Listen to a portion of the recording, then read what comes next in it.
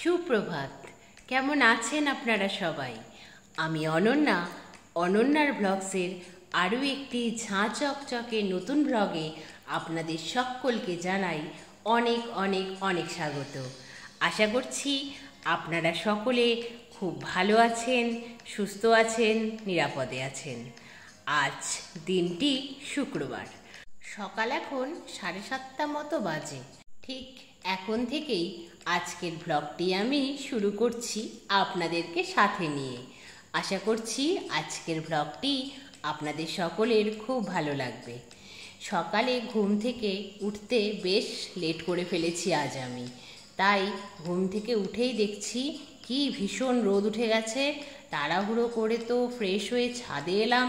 ছাদে এসেই প্রথমে পুজোর জন্য ফুল তুলে নিচ্ছি, আর এদিকে ছাদের যে ট্যাপ রয়েছে সেখানে বালতি লাগিয়ে দিয়ে এসেছি জল ভরার জন্য।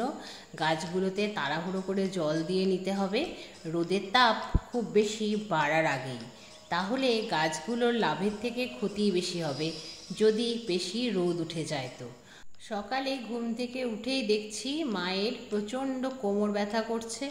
মা তো বিছানা ছেড়ে উঠতেই পারছে না, তাই আমি তাড়াহুড়ো করে সব কাজ তো সেরে নিচ্ছি।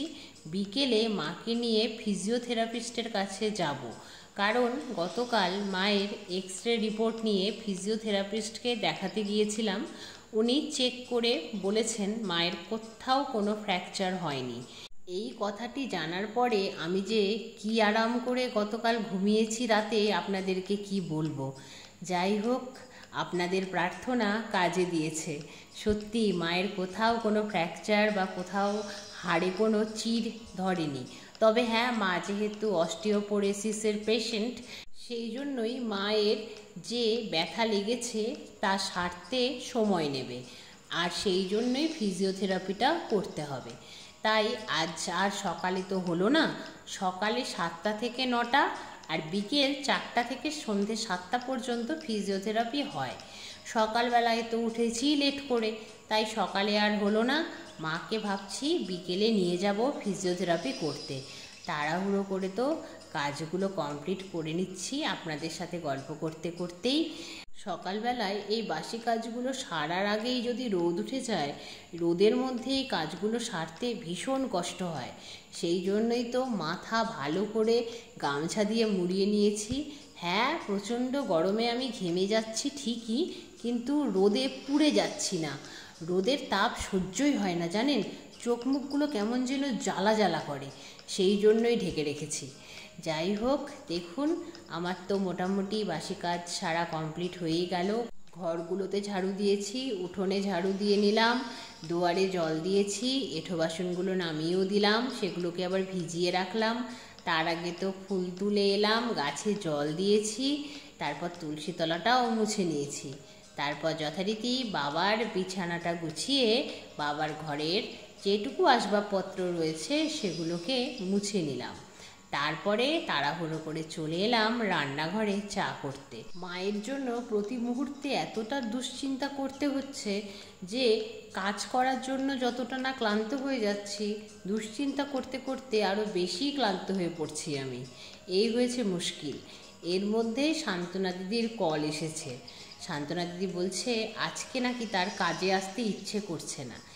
একেই তো আমি সব দিক সামলাতে সামলাতে নাজেহাল, তার মধ্যে যদি সান্ত্বনা দিদিও কাজে না আসে তাহলে আমি শেষ। তবে মা ফোনটা রিসিভ করে সান্ত্বনা দিদিকে কনভিন্স করেছে। আলটিমেটলি সান্ত্বনা দিদি কাজে আসতে রাজি হয়েছে। আমি তো এদিকে বিছানাটা গুছিয়ে নিলাম, তারপর আসবাবপত্রগুলো এক এক করে মুছে নিলাম, তারপরে রান্নাঘরে এসে চায়ের বাসনগুলো ধুয়ে নিলাম। আর এদিকে চিন্তা হচ্ছিল যতক্ষণ না সান্ত্বনা দিদি কাজে আসছিল। তবে দুঃখের ব্যাপার একটাই, আজ মা কনভিন্স করতে পারলেও আগামীকাল সান্ত্বনা দিদি কাজে আসবে না। কাজে এসেই উনি এই ঘোষণা করে দিয়েছেন, একটা দিন উনি ছুটি নেবেনই, সে যে করেই হোক। তাতে করে আমি মরি বাঁচি কার কি যায় আসে বলুন তো। একেই তো এত কিছু করে তাল পাচ্ছি না, তার মধ্যে সান্ত্বনা দিদির কাজটাও আগামীকাল আমায় করতে হবে। ভাবতে পারছেন আমার কি পরিস্থিতি হবে। তবে হ্যাঁ, কোনো পরিস্থিতি আমাকে আর টলাতে পারবে না। কঠিন বাস্তব আমাকে অনেকটা শক্ত করে তুলেছে। আগের মতো ভীতু আর আমি নেই।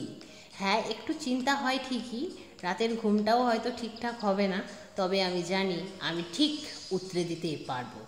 রবিবার দিন আবার পেইন্টার আসার কথা, কাল না হয় কোনো রকমে চালিয়ে দেব। রবিবারেও যদি শান্তনাথ দিয়ে না আসে তাহলে কি হবে ভাবুন। হায় হায়, অত চিন্তা আর করতে পারছি না। যাই হোক, আজকের দিনটা ভালো করে তো পার করি। মানুষ না বর্তমান নিয়ে বাঁচে, ভবিষ্যৎ কে দেখেছে বলুন। দেখুন, আপনাদের সাথে গল্প করতে করতে সকালে জলখাবার পর্ব মিটিয়ে চলে এলাম রান্নাঘরে।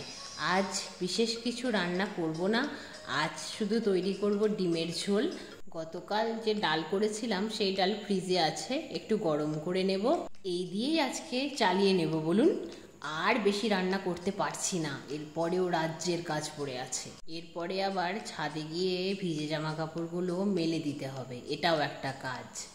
আজকে ভেবেছিলাম একটু অন্যরকম ব্লগ তৈরি করব, শুধু মর্নিং রুটিনটা দিয়ে। তাহলে আজকের মতো আজকের ব্লগটা এই পর্যন্তই। আবার আপনাদের সঙ্গে দেখা হবে খুব শিগগিরই অন্য একটা নতুন ব্লগে। সবাই খুব ভালো থাকবেন, সুস্থ থাকবেন, সাবধানে থাকবেন, নিরাপদে থাকবেন। ব্লগটা কেমন লাগলো জানাবেন, ভালো লাগলে লাইক করবেন। আজ আসি, বাই বাই।